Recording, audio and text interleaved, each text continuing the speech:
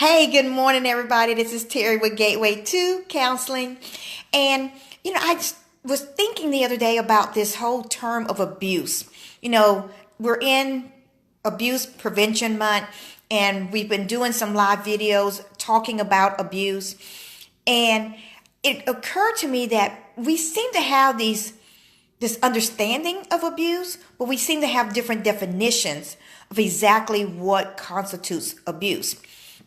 Many of you know that I'm a therapist. I've been a therapist for over 25 years. We have a company called Gateway 2 Counseling, but we also have a parent company called Project Kids. And it's actually been in existence for over 19 years. And we work primarily with children within the CPS custody, Child Protective Services. I would say about 90% of our caseload comes from the state. And we deal with a lot of trauma issues. And so I think it's very clear when a person has been sexually abused. Most of the time it's clear. I'll give you an example. If we have a 6-year-old who was being sexually molested by their uncle, then we know that that's sexual abuse, right? That's pretty clear.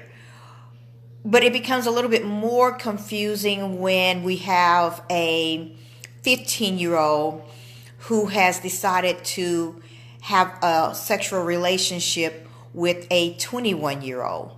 And she considers that her boyfriend. And she brags about their relationship, and CPS will see that as abuse. And yes, I understand what you're saying. I hear you. You're saying, but Terry, he's so much older than her and she's a child. Yes, but I believe that back in the day, you only had to be 12 to get married. And you can still be 16 and have legal parent consent to be married now. So we have these girls that are making some very grown-up decisions and wanting these relationships. So is that abuse? I don't know. According to the state, it is. And that person can be arrested, right? So that's abuse. And then we have physical abuse. Well, what exactly is physical abuse? So I usually teach that you hit a child on the butt 3 times and then that's it, right?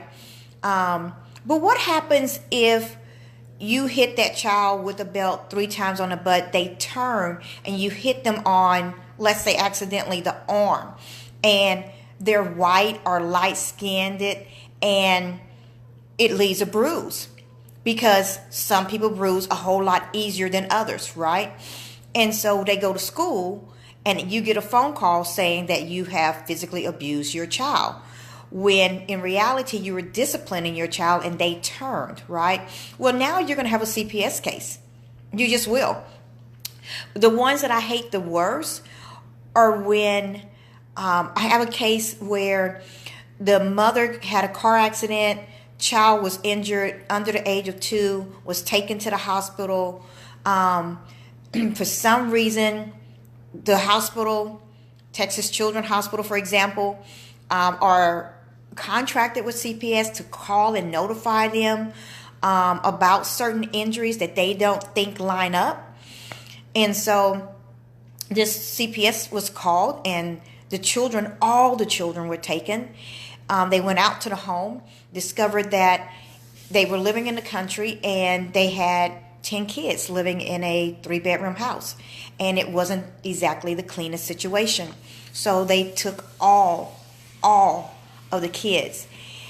And I've seen this more and more where they say neglectful supervision or neglect, because the house isn't clean to their standards. And I understand, maybe they got really bad roaches, but in other countries, that isn't a standard to remove a kid. And these kids, guys, they come into custody and they suffer more trauma while in our care, because they're angry, they're frustrated, they're moving from place to place to place. They're going into an RTC, which is a residential treatment center, and they're behind locked doors all the time. And it's a bad situation. And maybe they start maybe they go through being physically or sexually abused in the home, in a foster home, because the other kids are physically abusing them or sexually abusing them. And so they've never been exposed to physical or sexual abuse before, but because CPS deemed their home to be unfit, now they're being physically and sexually abused by other children, other adults, whatever the case may be. That's abuse, right? I think we need to be clear on exactly when we need to get kids out of the home.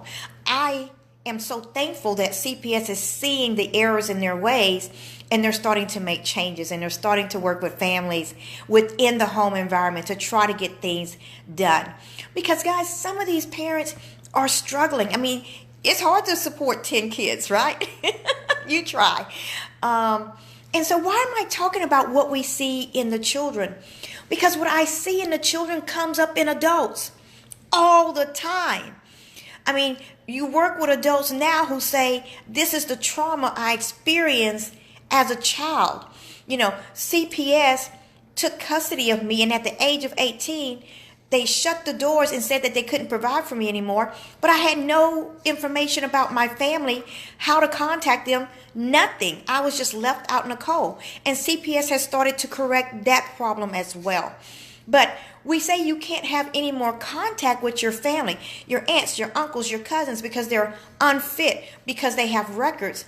And then you become an adult, and guess what? These kids are terrified.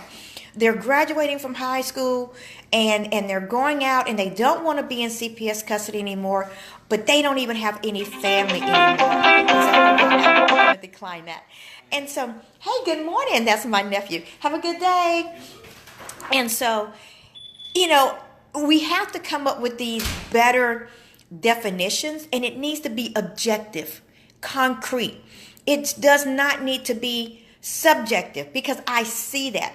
I see where caseworkers have their own opinions about what should happen, right?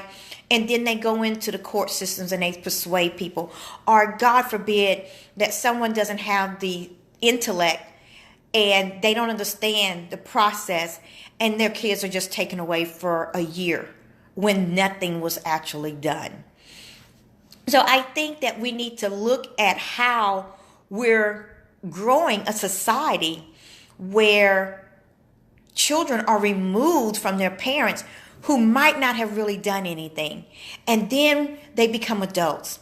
And we wonder why adults are depressed and homicidal and suicidal. And we wonder why we can't attach. We wonder why you're dating someone and they can't seem to form a bond with you that lasts. You're wondering why you're married to someone and they explode at times, and you don't understand. Well, maybe that they were in CPS, but you don't understand the psychological damage that was done from being in CPS custody and being away from your family for years, starting at the age of 2 and 3 years old. So, and then I think the other thing that we do as abuse is we abuse the system. We abuse a system that says, we as a state will take care of your children. We are going to become parents to your children, and we're going to decide what's best for them. And yeah, I understand sometimes that we let parents off the hook. We just do. I'll give you 2 examples and then I'll stop preaching.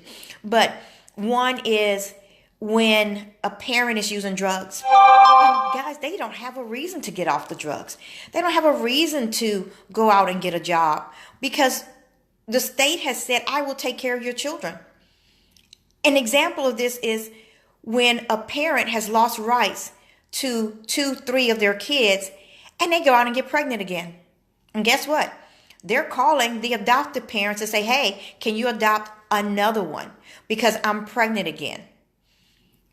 Why do we allow that? That's crazy. That is absolutely crazy. So they continue their life and they don't have to raise their children. Someone else is doing it. The state is doing it. Or when parents say, I can't handle my kid, so I'm going to call CPS and tell them to come and get you. or I'm going to drop you off to the CPS shelter, and I'm not going to take responsibility for you anymore because I can't handle your behaviors. And it's sad because we see it so much. And these kids tell me, my mom didn't want me. My family didn't want me. Whatever they say. And then these kids grow up to be adults. And what I see in the adolescent phase is that they're searching for love. And so they're just connecting to everybody and having such bad relationships, more abusive relationships, right?